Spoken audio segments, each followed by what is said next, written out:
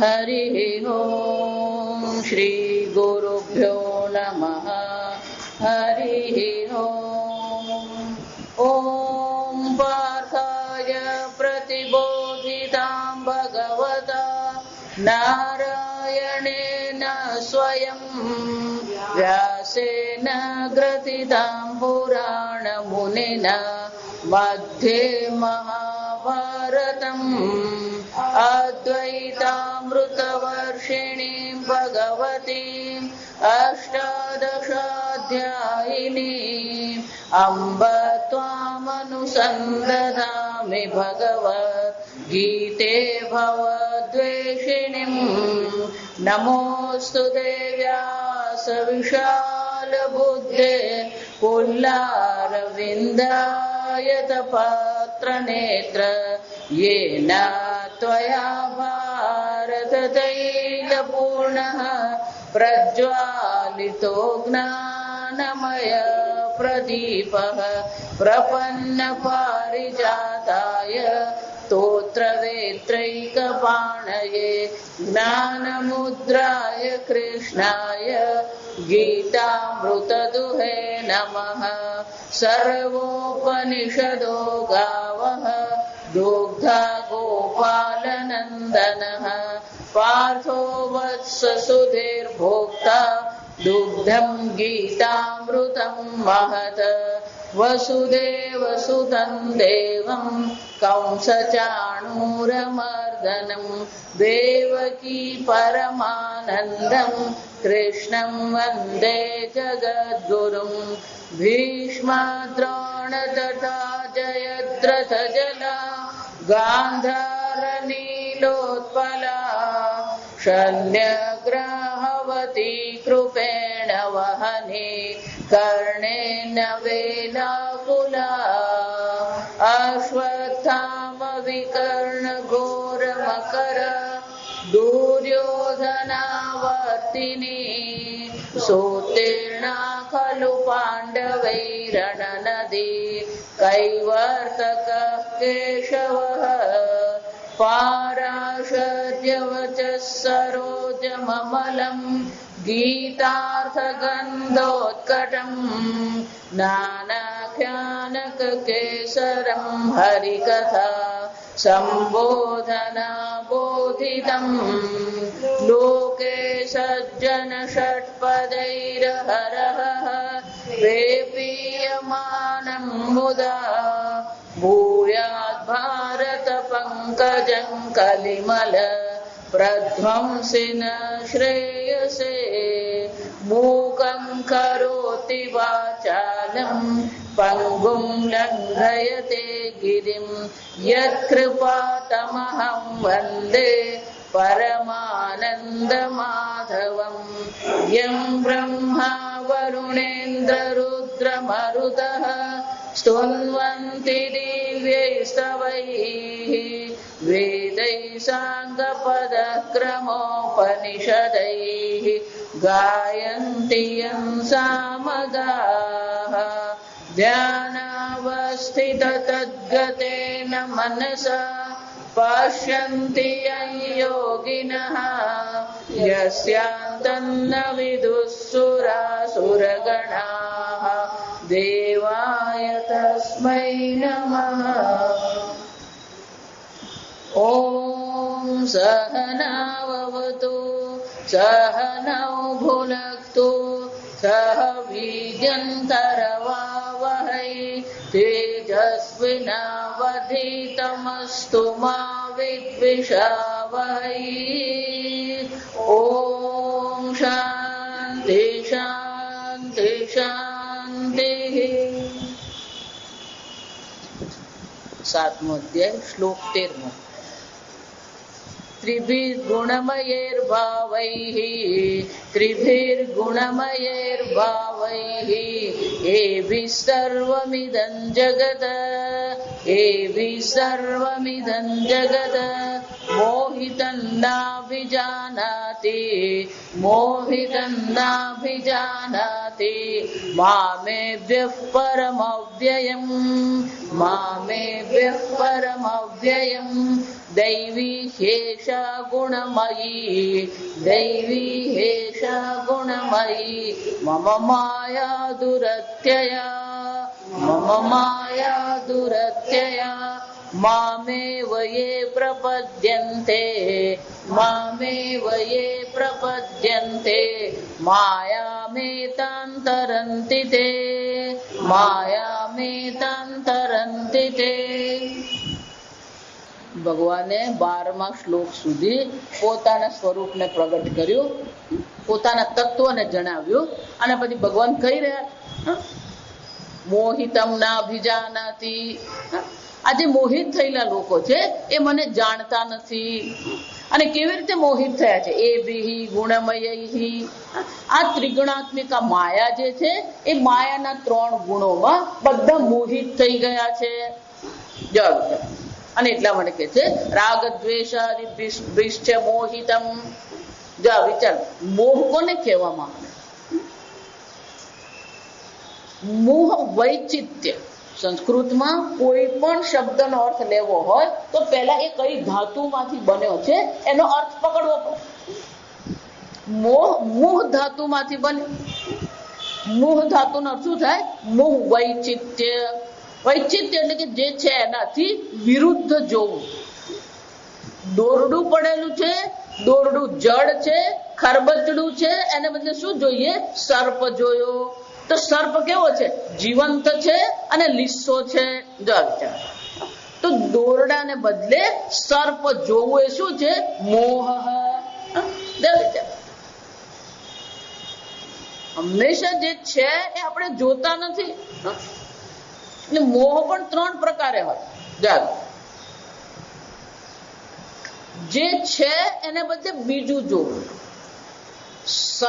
દોરડું છે, દોરડાને બદલે શું કર્યું? સર્પના દર્શન કર્યા. આ એક. બીજું, જે જ્યાં છે ત્યાં નહીં જોવું. જો આ સમજો બરાબર. જ્યારે આપણે એમ કહીએ કે આ સ્ફટિક લાલ છે, તો લાલ રંગ સ્ફટિકનો નથી. લાલ રંગ કોનો છે? એની બાજુમાં પડેલું પેલું જાસૂદનું લાલ ફૂલ છે એનો રંગ છે.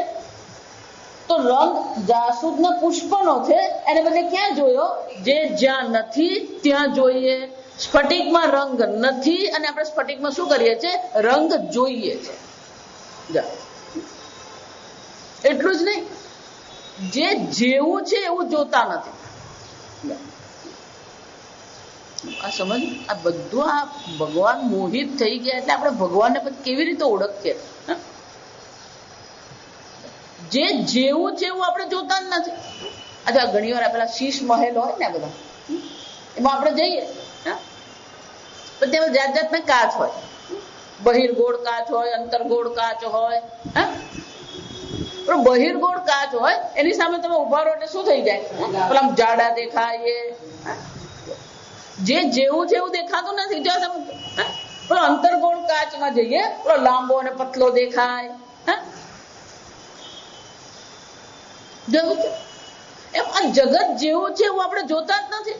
આપણે જોઈએ જગત અને સંસારનો ફરક. આ જગત ઈશ્વર માત્ર છે એ આપણે જોતા જ નથી. પરમાત્મા જે છે એ પરમાત્મા શું કે છે? આ જગત ખરેખર મારામાં છે જ નહીં. અને છતાં પણ શું કરે છે? આ જગત ભગવાનમાં જોઈએ છે, જ્યાં નથી ત્યાં જોઈ રહ્યા છે. આ દેહ જડ છે, પણ એ જડ તેને શું માની લીધો? હું આત્મા છું. અને આ જેટલા પણ જન્મ મરણના ગુણ છે, લાંબા ટૂંકાના ગુણ છે, એ બધા ગુણ કોના છે? આ શરીરના છે. એ ગુણ ક્યાં જોઈએ છે? પોતાનામાં. મારો જન્મ થયો, મારું મૃત્યુ થયું, હું જાડો છું, પતલો છું, લાંબો છું, ટૂંકો છું. જો જે જ્યાં નથી ત્યાં શું કરીએ? આત્મામાં કોઈ ગુણ નથી. આ બધા ગુણ આપણે જોઈએ છે. સમજો, આમ આ 3 પ્રકારથી ચાલે. જે જેવું નથી એવું જોતા નથી. જ્યાં જે નથી એ જોઈએ છે. અને જે નથી એને બદલે બીજું જ જોઈએ છે. આ શરીર જે છે એ આત્મા છે જ નહીં, પણ શું કરી દીધો? આત્મા હું છું. સ્વામીજીને બહુ સરસ કે આ શરીર જળ છે, અલ્પ છે, એમાં આખા ને આખા હું ને આપણે મૂકી દીધા. અને પછી પોતાને શું માનીએ? મને બધી ખબર પડે, હું તો બધું સમજુ જ છું. અને એટલે શું કે છે? મોહિતમ નાભિજાનાતિ ઇદમ સર્વમ જગત. આ સંપૂર્ણ જગત જે છે એ મોહિત થઈ ગયું છે, એ મને જાણતું જ નથી. રાગ દ્વેષાદિભિશ્ચ મોહિતમ. આ રાગ દ્વેષાદિ જે છે આ બે પ્રકારથી ગુણ વિકારૈ રાગ દ્વેષાદિભિ. આ ગુણ વિકાર જે છે એ ગુણ વિકાર સત્વ રજ અને તમ 3 ગુણના જે વિકાર જે છે, ગુણમય કીધું ને, ગુણમય. ગુણમય એટલે શું છે? મયટ વિકારે. આ મયટ શબ્દના પણ બે અર્થ થાય, વિકારે, પ્રાચુર્ય. અહીંયા કયો અર્થ કરવાનો? ગુણ વિકાર. આ ગુણના વિકારોને કારણે જ શું થાય છે? રાગ દ્વેષ મોહાદિ પ્રકારે. રાગ દ્વેષ અને મોહ જે છે, અને આદિ એટલે પછી બધું જ ઉમેરી દેવામાં સમજ. આખું જગત જ અંદર આવી ગયું. ભાવૈ પદાર્થૈ એભિ. આ ગુણ જે છે એ ગુણોને કારણે કોઈ મને ઓળખતું નથી.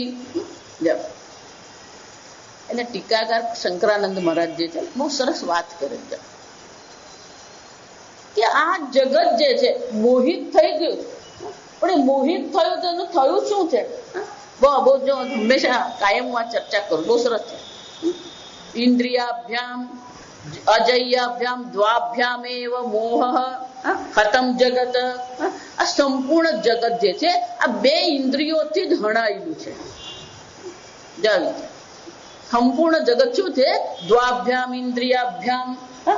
બે જ ઇન્દ્રિયોથી આ જગત હણાયેલું છે. કયું છે? અહો ઉપસ્થ જીહ્વાભ્યામ. એક સંભોગ છે, ઉપસ્થ છે, અને બીજું કયું છે? જીહ્વાભ્યામ. બ્રહ્માદિ મશકાદિ વધી અવધિ. મચ્છર થી માંડીને બ્રહ્માજી પર્યંત શું છે? આ બે ઇન્દ્રિયોથી બધા શું થઈ ગયા છે? મોહિત થઈ ગયા છે, હણાઈ ગયા છે. બ્રહ્માજી એ પણ શું થયું? પેલા બે ઉત્પન્ન કર્યા, પેલી સ્ત્રી અને પુરુષ ઉત્પન્ન કર્યા. પેલી સ્ત્રીને જોઈને બ્રહ્માજી પણ શું થઈ ગયા? મોહિત થઈ ગયા. આ જીભ જે છે એ જીભમાં પછી બે ઇન્દ્રિય છે. એક વાણી છે અને બીજો સ્વાદ છે, રસનેન્દ્રિય. હું એટલે હંમેશા કહું ને, છે લુલીબાઈ પણ બધાને ટાઈટ રાખે.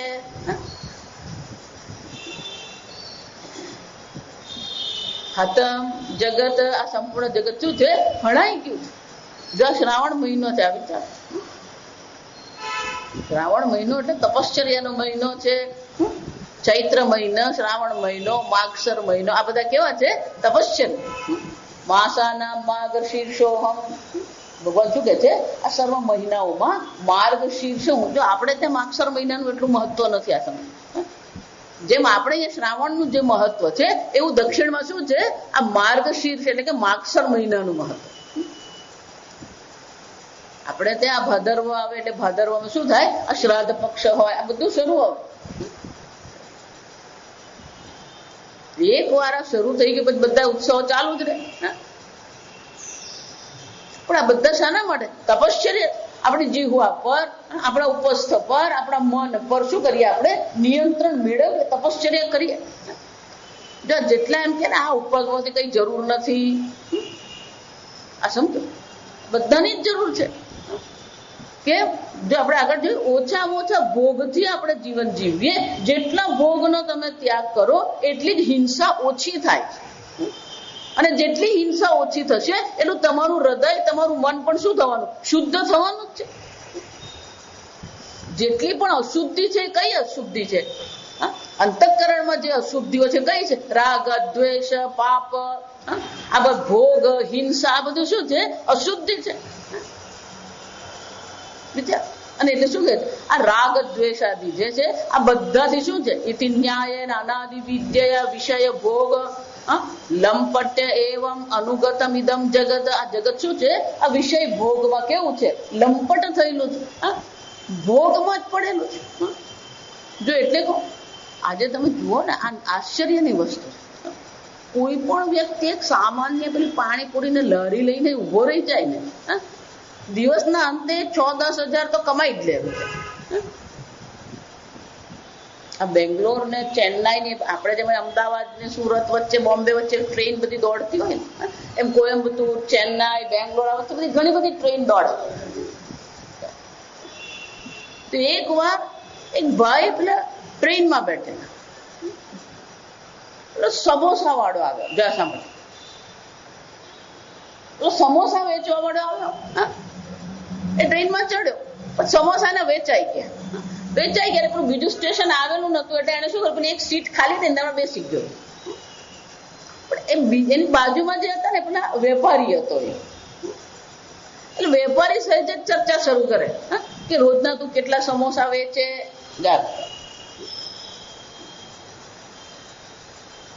એને જે ચર્ચા કરીને આશ્ચર્ય પમાડે.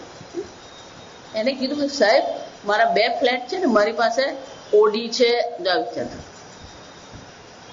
એ તારી પાસે ઓડી છે? કે હા. કેવી રીતે કમાયો? કે સમોસાથી. વિચાર કે સાહેબ, હું સમોસા 10 રૂપિયામાં વેચું, આ એક સમોસું મને 2 રૂપિયામાં પડે. જો વિચાર. એટલે આપણે એમ લાગે કે આ પેલો વેપારી કમાઈ જાય, પણ કોણ કમાઈ જાય? તું તારી પાસે આટલા બધા પૈસા છે, ફ્લેટ છે, ઓડી છે, તો આવું કામ તો શું કામ કરે? સાહેબ, આ કામ કરીને તો હું કમાયો. જો સમજો, ભોગ. સમોસા એટલે શું છે? ભોગ. કેટલાક લોકો ટ્રેનમાં જાય ને, આદત જ જેટલું આવે ને, પેલો પાઉં વડા આવે એટલે તે લેવાનું, સમોસા એટલે તે લેવાનું, પછી પેલો ચણાની દાળ વાળો તે લેવાનું, દાણું આવે એટલે પેલો ચીકુ લેવાના. વિષય ભોગ બધા ક્યાં પડે? મોહિત એટલે શું છે? આ વિષય ભોગમાં એટલા બધા પડે કે વિષય ભોગ સિવાય એમને બીજું કઈ દેખાતું જ નથી. અને તે કહે છે, ઇતિ ન્યાયેન જગત જંગમમ પ્રાણી જાતમ સર્વમ સત્વાદિ ગુણૈ. આ સત્વાદિ ગુણેભ્ય, આ 3 ગુણોથી એટલું બધું મોહિત થયેલું છે. અને એને કારણે શું થાય? સત્વાદિ ગુણેભ્ય ગુણ કાર્યેભ્ય આકાશાદિ ભૂતેભ્ય સર્વેભ્ય દૃશ્યભ્ય. આ જે પણ કઈ દ્રશ્ય જગત છે, જો હું તમને એટલે જ કહું, આ દ્રશ્ય જગતને તમે જેટલું મહત્વ આપો છો એ ખરેખર છે જ નહીં. તમે જેને જોઈને આટલું બધું મહત્વ આપો છો, જેને માટે તમે જીવન સમર્પિત કરી રહ્યો છો, એ વસ્તુ છે જ નહીં. ઘડો છે જ નહીં. તમે કોને માટે રડી રહ્યા છો?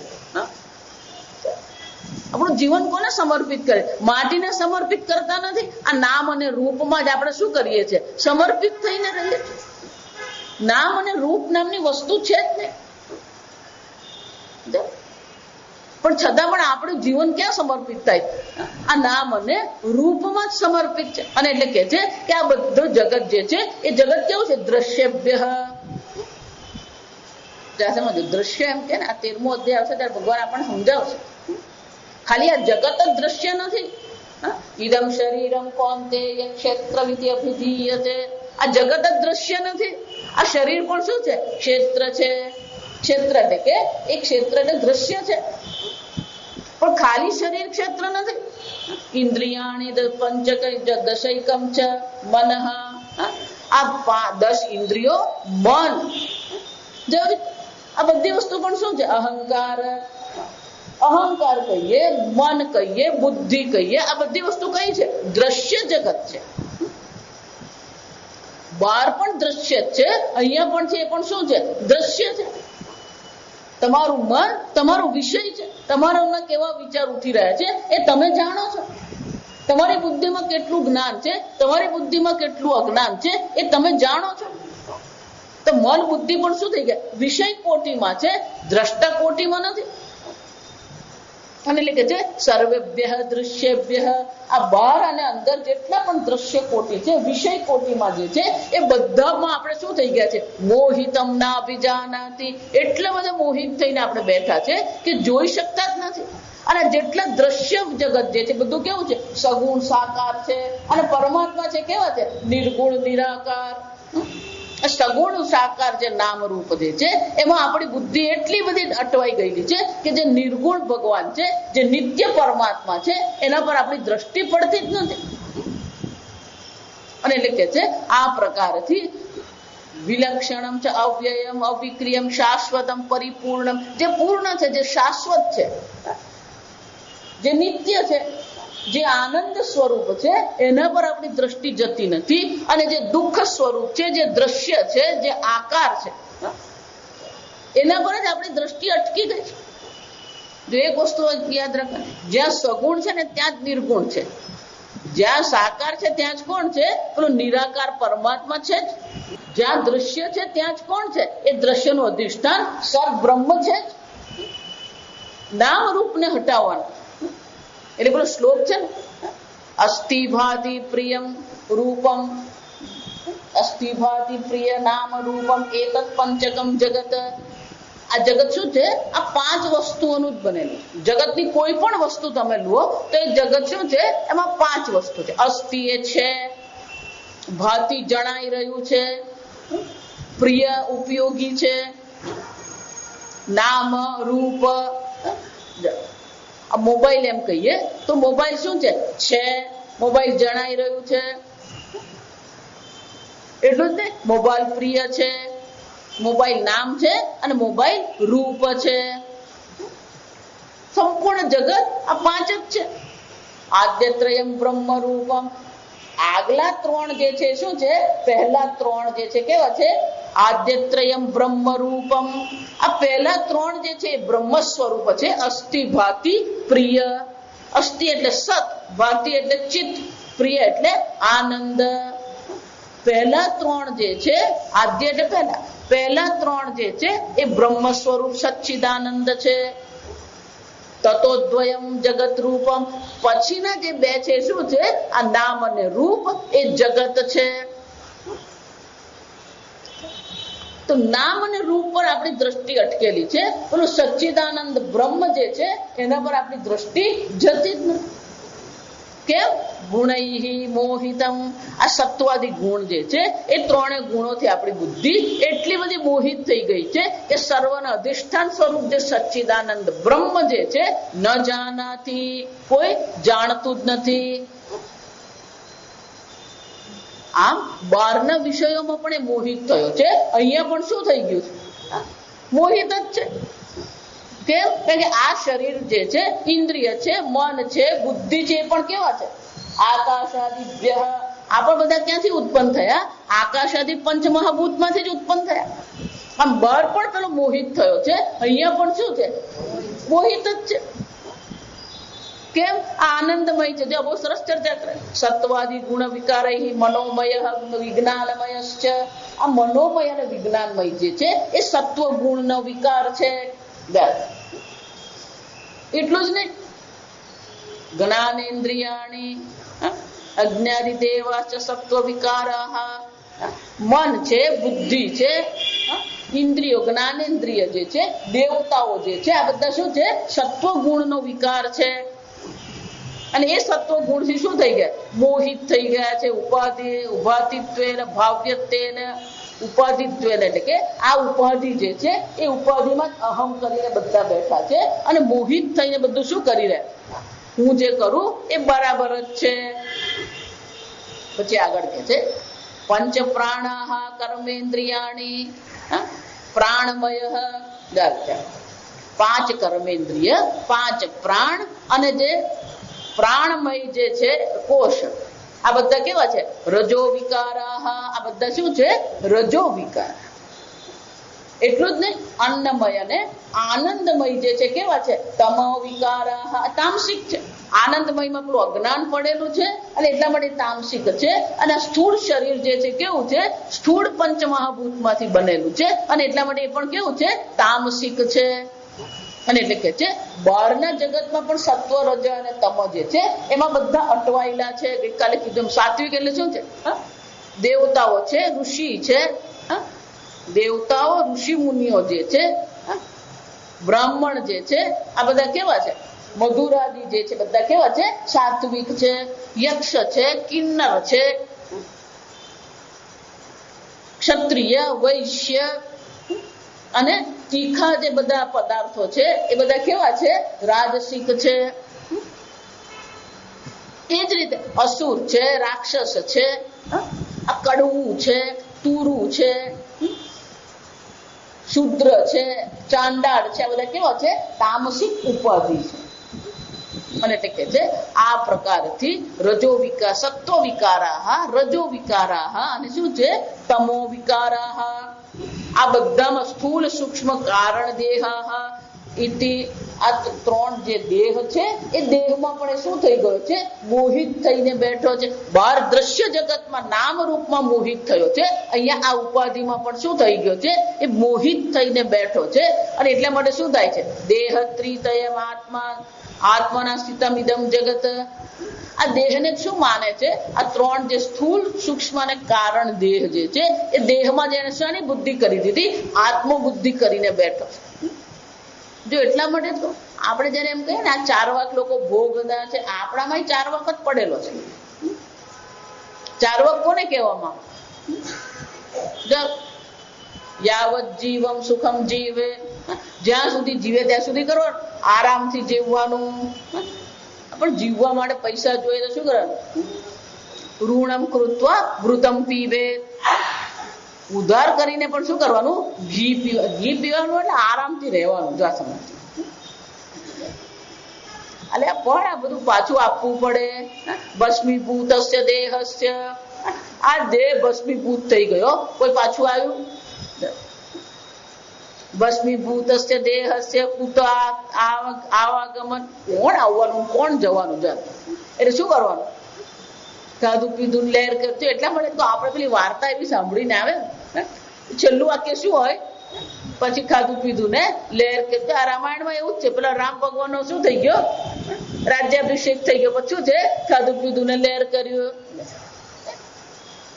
બુદ્ધિ જ આવે, એનાથી આગળ બુદ્ધિ ચાલે જ નહીં.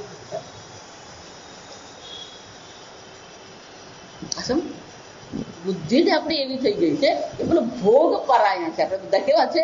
ભોગ પરાયણ છે. એટલે ત્રીજા અધ્યાયમાં ભગવાન શું કહે? ઇન્દ્રિય રામાહ નતુ આત્મા રામાહ. બધા પેલા ઇન્દ્રિયમાં રમણ કરનારા છે, આત્મામાં રમણ કરનાર કોઈ છે જ નહીં. કોણે જોયો આત્મા? જો આ 4 વાક કહેવાય. અરે પણ ભગવાને તો ડરીને કોણે જોયા ભગવાન? જો આજકાલના બધા છોકરાઓને તમે જુઓ ને આ જ હાલત છે. એને કહ્યા લે ભાઈ શ્રાદ્ધ કર્મ કરવાનું, એની શું જરૂર છે? એનો શું થયું? 4 વાક એટલે જે પ્રત્યક્ષવાદી છે. 4 વાક એટલે કોણ છે? પ્રત્યક્ષવાદી. જે દેખાય ને જેટલું સંભળાય ને એટલું જ જગત છે. એનાથી વિશેષ જગત સ્વીકારવા તૈયાર હતા. જો બહુ વર્ષો પહેલા, 25-30 વર્ષ પહેલા હું તમને સુરતમાં આ પ્રત્યક્ષવાદીઓ જે બધા હતા એ લોકોએ પોતાનું એક મંડળ ઊભું કરેલું. અને પછી મંડળનું નામે બહુ મજાનું આપેલું, સત્યશોધક સભા. મંડળનું નામ શું હતું? સત્યશોધક સભા. બધા શું કે અને છે જ નહીં, આ બધું આ લોકો આ પૂજા કરે ને આ બધું દૂધ ચડાવે, દૂધ ચડાવી બગાડો કરે. એટલે લોકોના મનને ભ્રમિત કરતા હતા એ લોકો. આ પથ્થર છે, આ પથ્થર પર દૂધ ચડાવવાની જરૂર નથી, એના કરતા ગરીબોને પીવડાવો. ધીમે ધીમે ધીમે એ બધા શું થઈ ગયા? પ્રત્યક્ષ જગત. જો સમજો, પ્રત્યક્ષ જગતને જો તમે માનતા હોય તો પછી પહેલો પ્રશ્ન તો પતિ પત્નીનો જ આવે. જો વિચાર, કોઈને પણ આંખથી પતિ કે પત્ની દેખાય? પ્રત્યક્ષ જગત એટલે 5 ઇન્દ્રિયો જે બતાવે એટલું જ જોવાનું. મને તો પતિ પત્ની આંખથી દેખાય? વિચાર, આંખથી તમને સ્ત્રી ને પુરુષ દેખાય, મનથી તમે શું માનો છો? આ મારા પતિ, આ મારી પત્ની. આંખથી તો આંખ તમને શું બતાવે છે? સ્ત્રી અને પુરુષ બતાવે.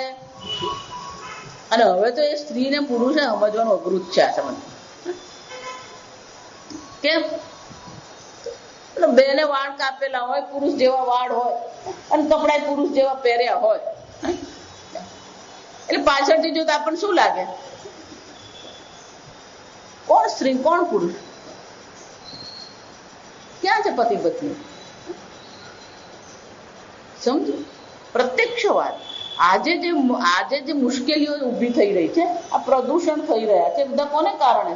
આ પ્રત્યક્ષવાદીઓ છે. ભોગ પરાયણ છે જીવન. કેવું છે?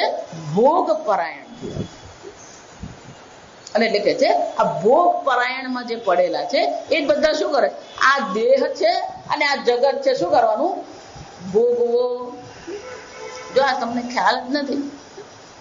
આપણે બહુ શાંતિથી રહીએ છીએ, ભગવાનની પૂજા પાઠ કરીએ, 2 દિવસ 2 વખત માળા કરીએ.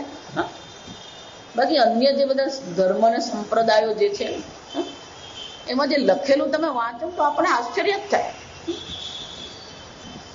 એ લોકો એવું જ માને છે કે આ જગત ભગવાને મનુષ્યના ભોગ માટે જ બનાવેલું છે. એ લોકો એમ જ માને, આ પરદેશના લોકો એમ જ માને છે આ જગત કોને માટે બનાવ્યું? આપણા ભોગ માટે જ બનાવ્યું. એટલે શું કરવાનું? ભોગવો. જેટલું તમે વધારે ભોગવો, જેટલા પૈસા તમારી પાસે વધારે, એટલા તમે સંસ્કૃત પુરુષ કહેવાઓ, જેન્ટલમેન. એ લોકો એ જ સંસ્કૃતિ ક્યાં આવી ગઈ હવે? આપણે ત્યાં કોની પાસે વધારે ધન છે, કોણ વધારે સારો ભોગ કરી શકે, કોને ત્યાં લગ્ન સારામાં સારા રીતે થયા, આ બધું આપણે શું કરીએ છીએ? સ્પર્ધા જ કરીએ છીએ. જો વિચાર, હમણાં જ એક ભાઈને ત્યાં એના દીકરાના ખાલી વિવાહ જ હતા. જો આ સમજ, વિવાહ જ કરવાના. અને આ વિચારી દો, બુદ્ધિ કેવી કામ કરતી હોય. એ વિવાહ કરવાના, એટલે વિવાહ કરીએ એટલે આપણે શું કરીએ? એના ઘરના 5 જણા આવે, આપણા ઘરના 5 જણા ભેગા થાય, અને શું કરીએ? એકબીજાને વીંટી ફેરાવી દે, વાત પતી ગઈ. પેલા ભાઈ કે નહીં, હું તો આજે સમજો સુરતમાં પેલી 5 સ્ટાર હોટલ છે ગ્રાન્ડ ભગવતી, મગદલ્લા જોયું ને, એરપોર્ટ રોડ પર છે. એ કે નહીં, હું તો વિવાહ ગ્રાન્ડ ભગવતીમાં જ કરીશ. સમજ, વિવાહ લગ્ન તો હજી વાર જ છે. મેં કહ્યું કે પણ આ ગ્રાન્ડ ભગવતીમાં શું કામ કરવાના? તો કે ના, એ તો કે છે કે આ ખાલી વિવાહ કરવાના નથી, એના મિત્ર મંડળમાં, એના પરિવારમાં બધાને એને બતાવવાનું કે આ મારી વહુ છે. જા વિચાર, એ વહુને જા વિચાર, આ સસરા વહુને તૈયાર કરવાના ખાલી 20,000 રૂપિયા. એને તૈયાર કરવાના જ 20,000 રૂપિયા. એટલું જ નહીં, જે બધી જે તૈયારીઓ ત્યાં કરી, શાના માટે? દેખાડો. આ વિચાર, તમારી પાસે કેટલો પૈસો છે, પૈસો તમે શું કરી રહ્યા છો? પ્રદર્શન કરી રહ્યા છો. હમણાં બીજા એક લગ્ન ગયા, હમણાં આ પહેલા અઠવાડિયામાં ભોજનમાં 25 મીઠાઈ. આ વિચાર, એ પણ ત્યાં ગ્રાન્ડ ભગવતીમાં છે. 10 જાતના શાક, 10 જાતના ફરસાણ, 25 જાતની મીઠાઈ. તમારી પાસે પૈસો છે તો બીજા ઘણા લોકો છે જેને આવશ્યકતા છે, તમે આપો એ લોકો. આને શું કહેવાય? ભોગ બુદ્ધિ. કોઈને ત્યાં આ પ્રકારથી લગ્ન થયા એટલે મારી દીકરીને પણ શું કરવાના? આવી રીતે જ લગ્ન કરવા.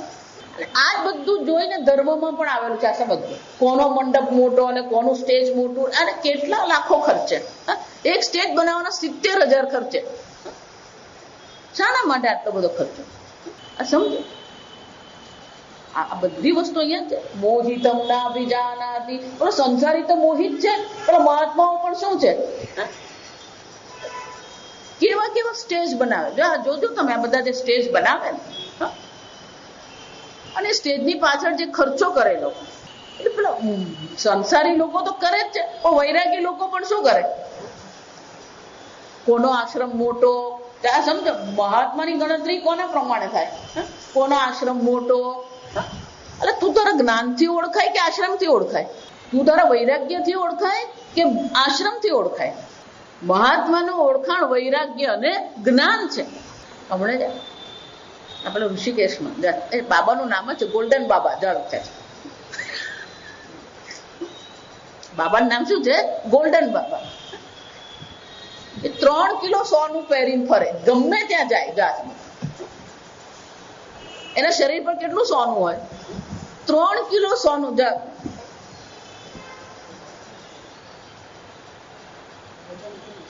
ક્યાં જશે આ જગત?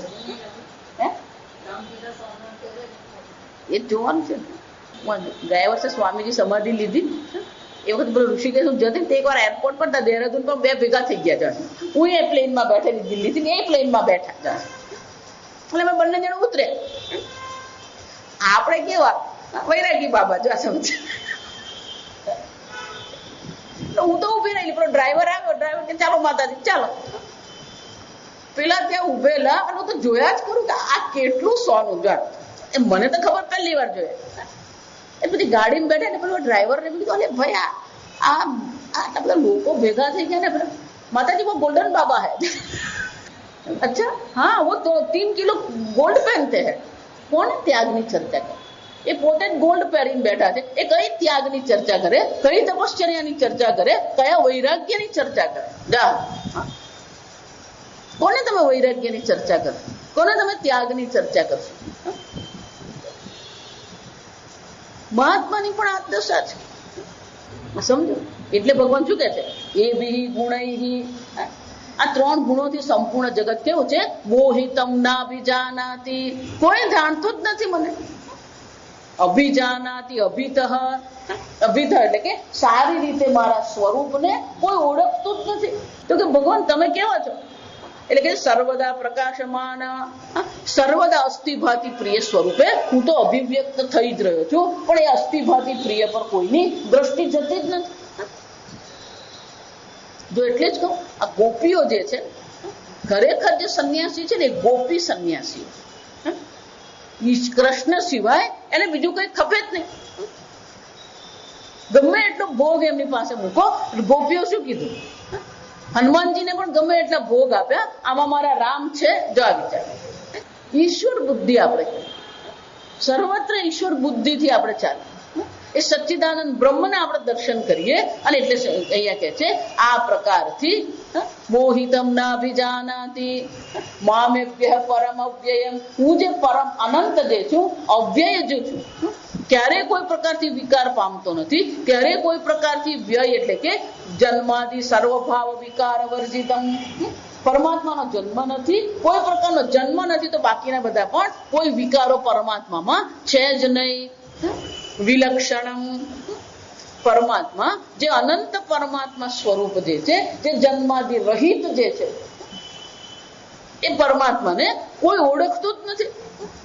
અને એટલે શંકરાચાર્ય કહે છે આ પ્રકારથી સર્વ ગુણોથી પર વ્યતિરિક્ત જે પરમાત્મા છે, એ પરમાત્મા જે નિર્ગુણ નિરાકાર પરમાત્મા છે, એને કોઈ ઓળખતું નથી.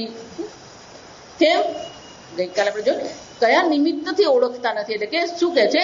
આ 3 ગુણથી એટલા મોહિત થઈ ગયા છે કે બહારના જગતમાં પણ એ મોહિત છે. ઉપાધિની દ્રષ્ટિએ વિચારીએ તો પણ એ કેવો છે? ઉપાધિમાં મોહિત થયેલો છે. ભગવાન આ તમે મોહિત થયા, પણ કોને કારણે ભગવાન આ બધા મોહિત થઈ ગયા?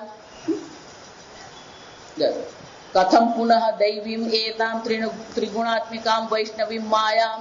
તો ભગવાન આ બધા તમારી જે ત્રિગુણાત્મિકા માયા છે, એ માયાને કારણે બધા મોહિત થઈ ગયા છે. તો આ માયા જે તમારી ત્રિગુણાત્મિકા માયા જે છે, અતિક્રામંતી કથમ પુનઃ. તો ભગવાન આ તમારી માયાને પાર ઉતરવા માટેનો ઉપાય શું છે? તમે વિસ્તારથી કહી તો દીધું કે આ બધા અહીંયા આગળ કેવા થયા છે? મોહિત થઈને બેઠા છે. પણ આ મોહમાંથી ઉપર ઉઠવાનો કોઈ ઉપાય છે ખરો? ભગવાન કે છે ઉપાય છે ખરો, પણ એટલો સરળ નથી.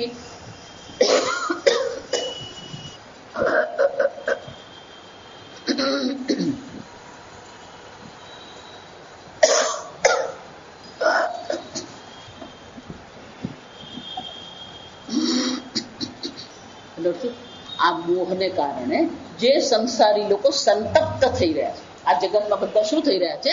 સંતપ્ત. મોહિતાનામ સંસારી દુઃખ અગ્નિના સંતપ્યમાન. આ બધા શું છે? આ મોહને કારણે દુઃખરૂપી અગ્નિમાં બધા શું થઈ રહ્યા છે? સંતપ્ત થઈ રહ્યા છે. અને જો એ બધા સંતપ્યમાનમ જે છે, સંતપ્યમાનમ છે પ્રાણીનામ કથમ તરણમ સિદ્ધ્યતિ, તો કે આ બધા માયાને પાર કેવી રીતે કરશે ભગવાન? એટલે પહેલા જ ભગવાન કે છે પાર કરવું એટલું સરળ નથી. કેમ? દૈવી હિ એષા ગુણમયી મમ માયા દુરત્યયા. આ મારી ગુણમયી જે માયા છે એને પાર કરવું શું છે? દુરત્ય, એટલે કે પાર કરવું અત્યંત કઠિન છે. એટલે જ કહું કે ઘર બાર છોડીને બેઠા પછી પણ પાછા એ બધા આશ્રમમાં જઈને પાછા ક્યાં પડે છે? એ ભોગમાં જ પડે છે. જો એટલે કહું આ બધા મહાત્માઓ છે, મહાત્માઓની ભાષા અલગ હોય. સમજો, ભોજન નહીં કે ભિક્ષા કે આજની ભિક્ષા ક્યાંથી આવવાની, એટલે ભોજન બોલે તોય કોઈ ફરક પડવાનો નથી. તો બધી ભાષા શું થઈ જાય? બદલાઈ જાય. ઘર નહીં કહેવાય, આશ્રમ કહેવાય. પેલો ઘરમાં જ રહેતો ને આ ઘરમાં ફ્લેટમાં જ રહેતા જાય. પડોશી જે છે તેનું ઘર કહેવાય, અને પેલા બાજુમાં સ્વામીજી રહે છે એનું શું કહેવાય? આશ્રમ કહેવાય. શબ્દો બદલવાથી ભોગ બદલાતા નથી. આ સ્વામીજી એટલે અમને હંમેશા કહેતા, બડા મહાત્મા બનના, મોટા મહાત્મા મત બનના. કેમ? કે બધા જ રોજ શું કરતા હોય? કોઈ લાપસી ખવડાવે, કોઈ બધું જાત જાતનું ખવડાવતા. ભોગ આ જીખવા જે છે એટલે સ્વામીજી બહુ મજા, વેદાંત એટલે તર્ક છે. આ સમજ એટલે સ્વામીજી બહુ મજાનો તર્ક કરે કે બાકીનું બધું છોડી દીધું, એટલે બાકી એક જ રહ્યું. કયું? પેલું ભોજન. એટલે બધી આસક્તિ ને બધા રાગા દ્વેષ ક્યાં કોન્સન્ટ્રેટ થઈ ગયા? આ ભોજનમાં. જા નહીં તો કેટલા એવું મહાત્માઓ સમજો. ફક્ત ગોલ્ડન બાબા જેવા છે એવા નહીં, ત્યાગી વૈરાગી મહાત્માઓ છે. એવા કેટલાય મહાત્માઓ. એ લોકોનો નિયમ જ હોય, એક વાર થાળીમાં લીધું પણ બીજી વાર લે જ નહીં. એટલે જેટલું તમારે મૂકવાનું હોય શું કરી દેવાનું? પેલો ભાત મૂકવાનો હોય કે ઘી મૂકવાનું હોય કે દાળ મૂકવાનું, બધું શું કરી દેવાનું? એક વાર થાળીમાં પીરસાઈ ગયું પછી બીજી વાર નહીં લે. એક મહાત્મા છે, સંન્યાસી છે, એનો નિયમ છે 4 જ વસ્તુ ખાય. થાળીમાં ફક્ત શું પડે? 4 જ વસ્તુ. 4 વસ્તુ એટલે અઘરી થઈ જાય. કેમ? દાળ ભાત શાક રોટલી પતી ગયું. કચુંબર નહીં, પાપડ નહીં, શીરો નહીં, ભજીયા નહીં, કશું જ નહીં. કેમ? દાળ ભાત શાક રોટલી પતી. 4 જ વી. થાળીમાં ફક્ત શું હોય? 4 જ વાનગી હોય. ઓછામાં ઓછો છઠ્ઠા અધ્યાયમાં જોઈ ગયા. આપણે ધ્યાન કરવું હોય, માળા કરવી હોય, ભગવાનની ભક્તિ કરવી હોય તો આપણો આહાર પણ કેવો હોવો જોઈએ? સાત્વિક હોવો જોઈએ. અને ઓછામાં ઓછું જેને આત્મચિંતન કરવું છે 18મા અધ્યાય ભગવાન બતાવશે. વિવિક્ત દેશ સેવિત્વમ, લઘુવાસી. લઘુવાસી એટલે લઘુ એટલે અલ્પ, આશી એટલે ભોજન, ઓછામાં ઓછું ભોજન. 2 રોટલીથી ચાલતું હોય તો ત્રીજી લેવાની નહીં. અસમ આ તો ઊંધી બનાવે છે, લાવ બીજી 2 ચાલે.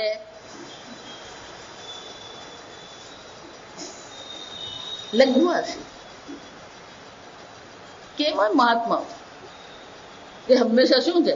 આ શાસ્ત્ર ચિંતન કરવું, જપ કરવું, આ ચિંતનમાં જ એમનું જીવન વ્યતીત થાય. પણ આ બધું ચિંતન કરવું હોય, ભક્તિ કરવી હોય તો બાહ્ય ભોગ શું હોવો જોઈએ? ઓછામાં ઓછો ભોગ. અને એટલે ભગવાન કહે છે, અર્જુન આ મારી માયા જે છે કેવી છે? દૈવી. દૈવી એનો શું થાય? શંકરાચાર્ય કહે છે દેવસ્ય મમ ઈશ્વરસ્ય માયા દૈવી માયા. આ મારી માયા જે છે ઈશ્વરની માયા. જો આગળ ભગવાન કહે છે અર્જુન ઈશ્વર સર્વભૂતાનાં હૃદ્દેશ્ય અર્જુન તિષ્ઠતિ ભ્રામયન સર્વભૂતાની યંત્રરૂઢાની માયયા. આ ભગવાન માયા દ્વારા આ સંપૂર્ણ જગતને શું ભ્રામયન ભ્રમિત કરી રહ્યા છે. કેવી રીતે? યંત્રરૂઢાની ભૂતાની. આ બધા ભૂતો કેવા છે? યંત્રરૂઢ એટલે કઠપુતલી. આ માયા બધા શું કરે છે? પેલી કઠપુતલીની જેમ નચાવી રહી છે. યંત્ર રૂઢાની, કઠપુતલીની જેમ આ માયા બધાને શું કરે છે? નચાવે છે. અને છતાં બધા પોતાને શું માને છે? ના રે માતાજી, હું તો સ્વતંત્ર, મારે જે કરવું એ જ કરવું. સ્વામીજી એટલે બહુ સરસ કે તમારી સ્વતંત્રતા 3 જગ્યાએ પ્રગટ થાય. જો લખી રાખજો, તમારી સ્વતંત્રતા 3 સ્થાન પર જ પ્રગટ થાય. પહેલું, તમે કેટલું ના પાડી શકો છો. આ ભોજન હું નહીં કરું, હું નહીં બોલું. જો સમજો, મૌન વ્રત છે, ઉપવાસ છે, આ બધા શું કરી રહ્યા તમે? ભોગને તમે શું કરો છો? ના પાડો છો. તમે કેટલા ભોગને ના પાડી શકો છો, એ તમારી સ્વતંત્રતા. બીજું, તમે કેટલું ધર્મનું પાલન કરો છો ને, એ તમારી સ્વતંત્રતા છે. અધર્મ સ્વતંત્રતા નથી. આ સમજો, અધર્મ તો શું છે? તમારા ભોગ, તમારા રાગ દ્વેષને અધીનતા છે. ધર્મનું પાલન કરવું એ સ્વતંત્રતા છે. ભોગને ના પાડવી એ સ્વતંત્રતા છે. અને ત્રીજું, શાસ્ત્ર અધ્યયન કરવું, ભગવાનની ભક્તિ કરવી, એ શું છે? સ્વતંત્રતા છે. આ 3 સિવાય બાકીની બધી વસ્તુ જે છે, બધી શું છે? માયાને અધીન જગત છે. ભોગને તમે ના પાડો છો કે નહીં? ધર્મ અનુસાર જીવન જીવો છે કે નહીં? ભગવાનને પ્રાર્થના કરો છો કે નહીં? ભગવાનના તત્વોને જાણવા માટે શાસ્ત્ર અધ્યયન તમે કરો છો કે નહીં? આ તમારી સ્વતંત્રતા છે. બાકીની જેટલી બધી વસ્તુ તમે કરી રહ્યા છે, બધી કેવી છે? દૈવી એષા મમ માયા દુરત્યય. અર્જુન, આ મારી માયા, ત્રિગુણાત્મિકા માયાને અધીન આ સંપૂર્ણ જગત જે છે, અને એને કારણે શું થાય છે? દુરત્યય, એને પાર કરવી અત્યંત અઘરી છે. અર્જુન, દુઃખેન અત્યતે અતિક્રમણમ યસ્યાહ સા દુરત્યય. જેનું અતિક્રમણ કરવું અત્યંત અઘરું છે. જો એટલા માટે આપણે જયારે કથાઓ વાંચીએ ને, એમાં પણ શું આવે? પેલા ઋષિ મુનિ તપશ્ચર્યા કરી રહ્યા છે, અને ત્યાં શું થાય? જો અર્જુને તપશ્ચર્યા કરવા ગયો, પેલો ઉર્વશી ત્યાં આવીને ઉભી રહી ગઈ. એ શું કરવા માંગે છે? મોહિત કરવા માંગે છે. વિશ્વામિત્ર પણ પાણીમાં રહીને તપશ્ચર્યા કરતા હતા, ત્યાં પેલી મેનકા જઈને ઉભી રહી ગઈ. એટલે કોકે એવું પૂછ્યું કે આજકાલ આટલા બધા લોકો તપશ્ચર્યા કરે છે, આ પેલી મેનકા ને ઉર્વશી ને રંભા આવતી જ નથી. ખમણ પાત્રામાં જ મોહિત થઈ ગયો હોય, એને રંભા ને ઉર્વશી ની જરૂર પડે જ નહીં. તમે તમારો આનંદ ક્યાં મૂકેલો છે? ઘરમાં, જગતમાં, પુત્રમાં, ભોગમાં. ક્યાં છે તમારો આનંદ? તમારો આનંદ તપશ્ચર્યામાં છે? તમારો આનંદ ધર્મના પાલનમાં છે? તમારો આનંદ ભગવાનની ભક્તિ કરવામાં છે? આપણે તો પેલી માળા હાથમાં લઈએ ને, અરે 20-25 તો ભગવાનના નામ નહીં થાય પણ ઊંઘી ગયો હોય. કેમ? કે ભગવાનનું નામ લેવામાં આપણે આનંદ આવતો નથી. બહાર મોહિત કરનારી જ વસ્તુ એટલી બધી. ભગવાનની ભક્તિમાં આપણને રસ પડતો જ નથી. એનો તો રસ પડે જ નહીં. જો આ વિચારજો, આ મનુષ્ય બુદ્ધિ કેવી છે. એ પોતે તો માળા કરે જ નહીં, પણ બીજાને મળશે એ માળા બાળા કરવાની કઈ જરૂર નથી, તું તારે ગીતા વાંચ. એટલા માટે મીરાબાઈ શું કહી ગયા? બોલમાં બોલમાં બોલમાં રે, રાધા કૃષ્ણ વિના બીજું બોલમાં રે. ભગવાનના એ ભગવાનના નામમાં રસ છે. આ સમય એટલા માટે કૃષ્ણ ભગવાનના 4 માધુર્ય કહેવાય. માધુર્ય એટલે મધુરતા, રસ. ભગવાન જે છે એ ભગવાનમાં 4 પ્રકારના માધુર્ય છે. પહેલું નામ માધુર્ય, નામ માધુર્ય. રૂપ માધુર્ય, નામ માધુર્ય, રૂપ માધુર્ય. લીલા માધુર્ય, ભગવાને જે લીલા કરી એ લીલાનું પણ શું છે? એક રસ છે, મધુરતા છે. અને કૃષ્ણ ભગવાનને વેણુ માધુર્ય. નામ, રૂપ, લીલા અને વેણુ. ભગવાનના રૂપને આપણે જોઈએ તો આ જગતના રૂપ શું થઈ જાય? ભૂલાઈ જાય. ભગવાનના નામનું ચિંતન કરીએ તો જગતના નામ બધા શું થઈ જાય? જો એટલા માટે જ આપણે ત્યાં પહેલે બધા જેટલા પણ પુત્ર પુત્રીના જન્મ થાય એને બધાને ભગવાનના નામ આપતા. ભગવાનજીભાઈ, રણછોડભાઈ, મહાદેવ, જો વિચાર, નીલકંઠ, કેમ કે એ બાને પણ આપણે શું કરીએ છીએ, પેલું ભગવાન નામ લઈએ. અને પેલું ચિંટુ પિન્ટુ એવા કઈક ભલતા જ કઈક નામ હોય છે, એવું પણ ડોલી, ચિંટુ, પિન્ટુ, પણ આ બધા નામને કઈ અર્થ જ નથી, નિરર્થક નામ. એવા કઈ ભલતા નામ રાખતા હોય. પેલા તો બધાના ભગવાનજીભાઈ, જ્યાં નામ જ ભગવાન, જ્યાં ઈશ્વરભાઈ, પ્રભુભાઈ, પછી પ્રભુનું પછી પ્રભુ થઈ ગયું, જ્યાં સમજ ભગવાનના નામ લે તો એ બાને શું થાય, પણ ભગવાનનું નામ જીભ પર આવતું રહે. રૂપ, ભગવાનની સેવા કરીએ આપણે, ભગવાનની સેવા કરીએ આપણે, તો એ ભગવાનના રૂપનું પણ શું કરીએ, આપણે ચિંતન કરતા રહીએ. લીલા, તો આ બધા જે પુરાણો છે શાના માટે છે, આ ભગવાનની અનેક પ્રકારની જે લીલાઓ જે છે એ લીલાઓનું વર્ણન ક્યાં કરવામાં આવ્યું, પુરાણોમાં કરવામાં આવ્યું. પણ આપણે પેલી ગામ લીલામાંથી જ ઊંચા નહીં આવે, કોણ ક્યાં છે, કોણ ગયું, કેમ ગયું, ને ક્યાંથી આવ્યું, કોણ છોકરાનો કોને છોકરી સાથે લગ્ન થયા, પણ તારે હું કામ છે. જગત લીલામાં આપણી બુદ્ધિ અટવાઈએ, એના કરતા શું છે, આ ભગવદ લીલાનું ચિંતન કરીએ. કોણે કીધું આ અષ્ટભુજા, આ 8 ભુજા કોઈને હોય ખરી? 8 ભુજા એટલે એટલી શક્તિ બતાવે. 2 ભુજાની આટલી શક્તિ હોય તો 8 ભુજા છે, એનો શું થયો, અનેક ગણી શક્તિ છે.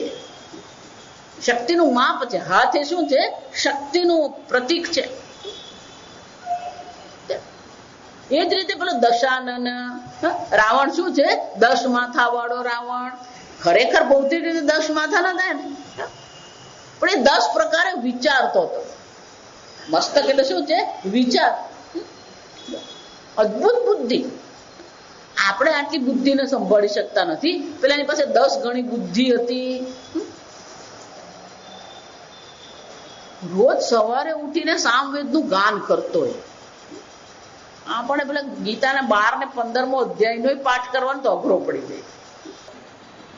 ઘરે બેઠા હોઈએ તો ગીતાનો પાઠ કરીએ, વિષ્ણુ સહસ્રનામનો પાઠ કરીએ, શું કરતા રહેવાનું, કંઈક કંઈક ભગવાનનું નામ લેતા રહેવાનું, ભગવાનની લીલાનું ચિંતન કરતા રહેવાનું. દેવી હોય કે શિવજી હોય કે રામ હોય, કૃષ્ણ હોય, બધાને શું છે, અનેક પ્રકારની લીલાઓ છે. જાઓ વૃંદાવન તમે જાઓ ને, ત્યાં અનેક પ્રકારના પુસ્તકો મળે. દરેક સ્થાન હોય ને એને પુસ્તકોની વિશેષતા હોય. ત્યાં તમે જાઓ તો ત્યાં જે બધા ભક્તો થઈ ગયા, એ ભક્તોએ કેવી કેવી ભગવાનની લીલાના દર્શન કરેલા, એને પછી પુસ્તકો બહાર પડે. અનેક પ્રકારના ભક્તો થઈ ગયા, એ ભક્તોને કેવા કેવા ભગવાનના દર્શન થયા, એ ભક્તો ભગવાનની કેવી સરસ સેવા કરતા હતા, એના પણ શું છે, પુસ્તકો બહાર પડે. એ પુસ્તકો આપણે વાંચીએ તો આપણા મનમાં પણ શું આવે, એ પ્રકારથી સેવા કરવાનું, એ ભાવથી ભગવાનનું ભજવાનું આપણા મનમાં પણ એ પ્રેરણા મળે આપણને. આમ ભગવાનની લીલાનું ચિંતન કરી સતત આ ભગવાન આ નામ રૂપ. જો ભાગવતનો કે પુરાણનો મુખ્ય જે હેતુ આટલો જ છે કે જગતના નામ રૂપ અને લીલા જે છે, એ નામ રૂપ લીલાને ભૂલવા માટે શું કરવાનું, ભગવાનના નામ રૂપ અને લીલાનું ચિંતન કરે. જો આ મુખ્ય એનો હેતુ છે કે જગતના જે નામ રૂપ અને લીલા જે છે એને ભૂલવા માટે આપણે શું કરતા રહીએ, આ ભગવાનના નામ રૂપ અને લીલાનું ચિંતન કરીએ. અને ભગવાનના નામ રૂપ અને લીલાનું ચિંતન કરતા રહીશું તો શાસ્ત્ર બહુ સરસ કે છે, આ નામનો મહિમા કહેવાય. ભગવાનના નામનો પણ બહુ મોટો મહિમા છે, ભગવાનના રૂપનો પણ મહિમા છે. કેમ કે છેવટે ભગવાનનું છે, છેવટે એ નામ કોનું છે, ભગવાનનું નામ છે. જો આપણા અજામિલની કથા ખબર જ છે. અજામિલે પોતાના પુત્ર નામ નારાયણ રાખેલું, અને જયારે મરવાનો હતો પેલો નારાયણ નાનો પુત્ર અત્યંત પ્રિય હતો, એટલે એને બોલાવતો રહેતો નારાયણ નારાયણ. અને પેલો નારાયણ નારાયણ કરતા શું થયો, મરી ગયો. તો ત્યાં પેલા યમદૂત પણ આવ્યા અને વિષ્ણુ દૂત આવ્યા.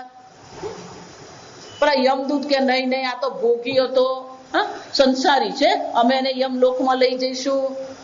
પેલું વિષ્ણુદૂત કે નહીં નહીં, એ નારાયણ નારાયણ નું નામ લેતો એ ગયો અને એટલા માટે એને અમે વૈકુંઠ લોક લઈ જઈશું. ત્યારે વિષ્ણુદૂતોએ શું કહ્યું કે નારાયણ નું નામ લેતો તો યમદૂત કે પણ એ તો નારાયણ નારાયણ એના પુત્રને બોલાવતો હતો. જો એટલા માટે આ બધી કોપીરાઇટ ભગવાને જ કરેલી આ સમજો. નારાયણ નામની કોપીરાઇટ કોનો છે?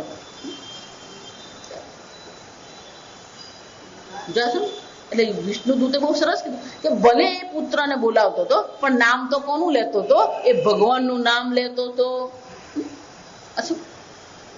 ઈશ્વર ચિંતન કરે, ભગવાન નામ લેતા રહે.